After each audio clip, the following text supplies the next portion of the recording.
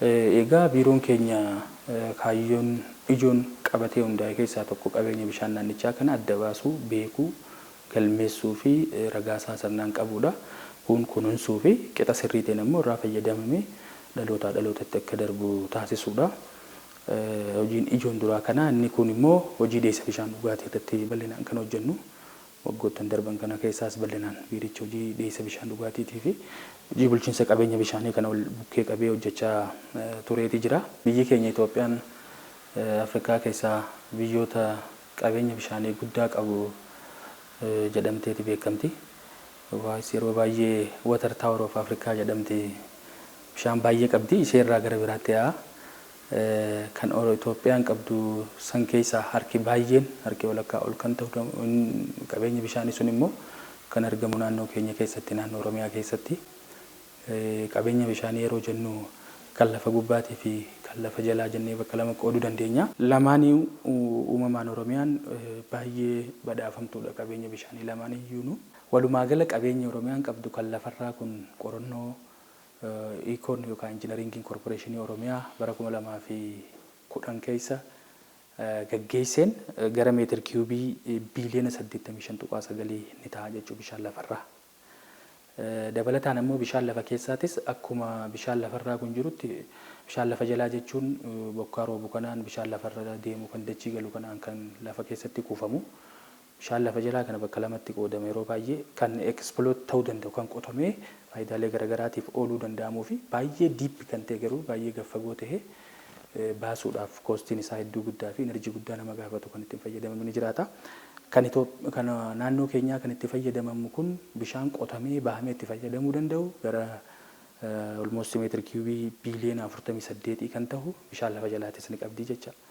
Kanaaf qabeenya bishaanii kan lafarraatis kan lafa jalaatis haga ammaatti kuufama baay'ee naannoo qabduu fi naannoo qabeenya uumamsiisu. Walakkaan qabeenya isheen qabduu kun tiriitimentii salphaa qofa taasifnee walakkaa gara parsantaa 60 kan siqu yoo tiriitimentii salphaa taasifneef kan bishaan dhugaatiitiif ooluu danda'anii gara meetir kiubii almost gara meetir kiubii 130 biiliyoona 130 ol kan ta'u kana keessaa almost gara meetir kiubii biiliyoona 60tti kan dhiyaatu bishaan kana misoomsinee faayidaalee garaagaraa indastiriifis haa ta'u dhugaatii namaa fi beeyladaatiifis oolchuun kan danda'amu ta'uu isaa. Ejjennoo mootummaan jijjiiramaa waan jalqabne waan hin xumurre hin jalqabnu waan jalqabne immoo xumuruu dirqama qabna jechuu kana akka biiroo keenyaatti bal'inaan hojiirra oolchaa turre. Kunis piroojektonni baay'een baroota jijjiiramaa keessattuu 2013 kaasee hanga bara 2017tti piroojektonni baay'een akka xumuraman taasisaa tureeti jira. Saffisa olaanaadhaan xumuramaa ture. Piroojektonni bishaanii kan waggoota baay'ee naannaa ture san ji'a 3 keessatti haalatti xumuramaa ture jira. Piroojektonni gurguddaan magaalota dabalatee yeroo ji'a 3 ji'a 6 keessatti xumuruu waggaa tokko keessatti piroojektota magaalaa gurguddaa 20 fi isaa ol xumuruun aadaa tahaa baratamaa dhufee jira. Qulqullinni isaatis akkasuma kan durirra fooyya'aa dhufee jira.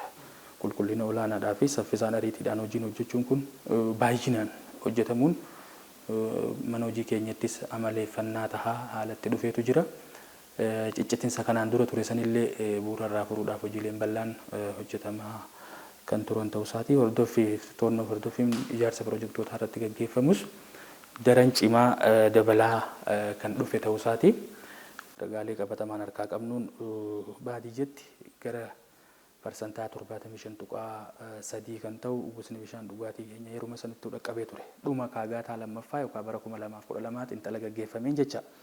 Magaalatti immoo gara parsantaa 67.5 kan ta'u waliigala gara parsantaa 74.5 kan ta'u uwwisni bishaan dhugaatii keenya qaqqabeeti ture jechuudha. Waliin gahinsi bishaan dhugaatii keenya kan dura gara uummata 27 qofa waliigala uummata Oromiyaa tilmaamamu bara 2012 dhuma bara 2012tti gara uummata miliyoona 27.7 kan ta'u fayyadamaa bishaan dhugaatii taasisuun danda'ame. Dhuma bara 2017tti immoo waggoottan 5 darban kana keessatti almost gara miliyoona 40.1 kan ta'u itti fayyadamaa bishaan dhugaatii ta'uun danda'amee jira. Yeroo kana jennu akkaataa istaandaardii waliin gahinsa bishaan dhugaatii saniin namni tokko dhaqaa galatti baadiyyaatti guyyatti kiiloomeetira tokko deemee dhaqaa gala meetira 500 irraa fagaate jechuudha. Dhaqaa gala kiiloomeetira tokko deemee bishaan gara liitira 40 kan ta'u hogguu harkatuu fi magaalatti immoo dhaqaa galatti meetira 500 deemee gara liitira 40 haga 100 jidduu yoo harkate bishaan dhugaatii argate kan jedhamu saniin sadarkaa kana ga'ee jira.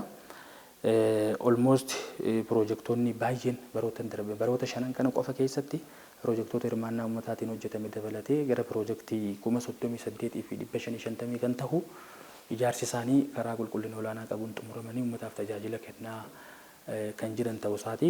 Bara 2018 kanas gama qabeenya bishaaniitiin hojii faalama bishaanii ittisuu, hojii kunuunsa bishaanii gaggeessuu, hojii sulula naannoo bishaanii jiru kana uummanni hirmaannaadhaan hidhee qulqullinni bishaanii faalamni akka xiqqaatuu fi qabeenya bishaanii kun akka gabbataa dhufu taasisu xiyyeeffannaa bal'aatti kan inni karoorfannee kan jirru ta'uu isaati. Gama dhiyeessii bishaan dhugaatiitiin ammoo piroojektota ijaaramaa jiran akka biirootti gara piroojektii 2,375 kan ta'u qabna.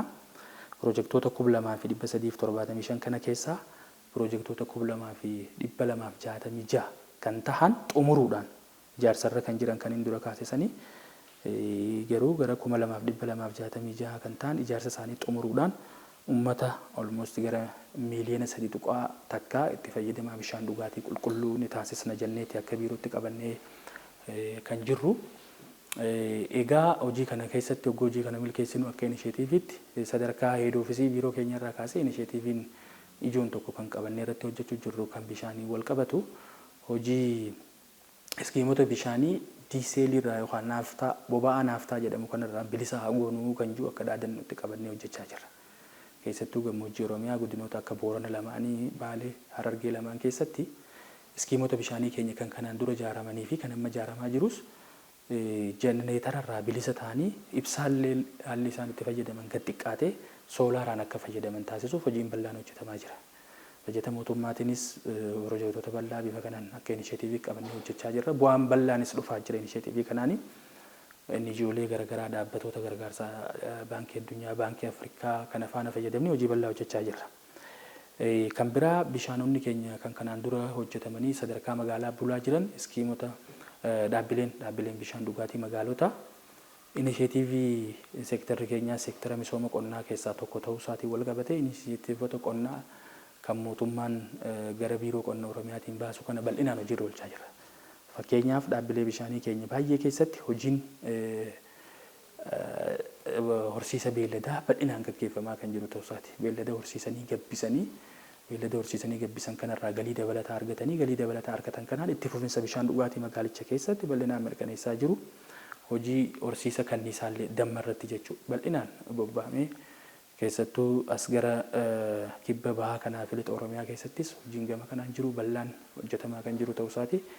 Inisheetiivonni qonnaa lamaan kun inisheetiivii bishaanii sanfaana qindaa'ee bara 2018 kanaas dhaabbilee bishaanii hunda biratti akka babal'ataa deemu taasisuuf bal'inaan hojjetamaa kan jiru ta'uu isaati.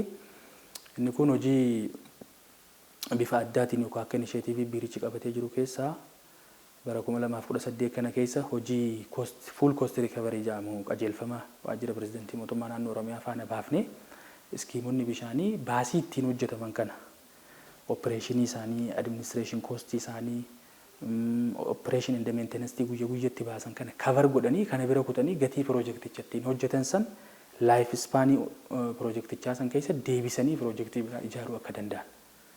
Maaliif rakkoon bishaan dhugaatii Oromiyaa keessa garmalee bal'aadha. Investimentiin bishaanii immoo dabalaa jira.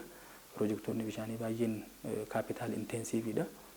Mootummaan yeroo hunda bajetaan kan hojjechaa deemuun hawaasa rakkoo homaa qabu kana bira gahuuf rakkoo ta'uu waan maluuf full cost recovery kana keessa galanii dhaabbilee gara 23 ta'u adda filannee irratti hojjechaa kan jiru ta'uu isaati. Kanaanis bu'aan bal'aan argamaa kan jiru ta'uu isaati. Jechitiin jijjiirama yookaan milkaa'ina kanaa inni duraa yaadama jijjiiruudha. Yaadamni biyyattii kan mootummaatis haa ta'u yaadama siyaasaa biyyattii keessa ture harkifannaa dhibaa'ummaa san keessaa bahu mana hojii keessa dandeettii raawwachiisummaa biirichaa cimuu ogeessonni mana hojii keessa jiran maandiisonni leenjii humna raawwachiisummaa garaagaraa fudhachuudhaan kaappaasiteet ta'uun iccitii tokko qindoominni tures gaarii ta'u sadarkaa biiroo irraa galee caasaan sadarkaan jiru qooda fudhattoonni hojii keenya keessa waliin hirmaannu wal hubannaa gaarii fi qindoomina gaarii qabaachuun iccitii milkaa'ina kanaati.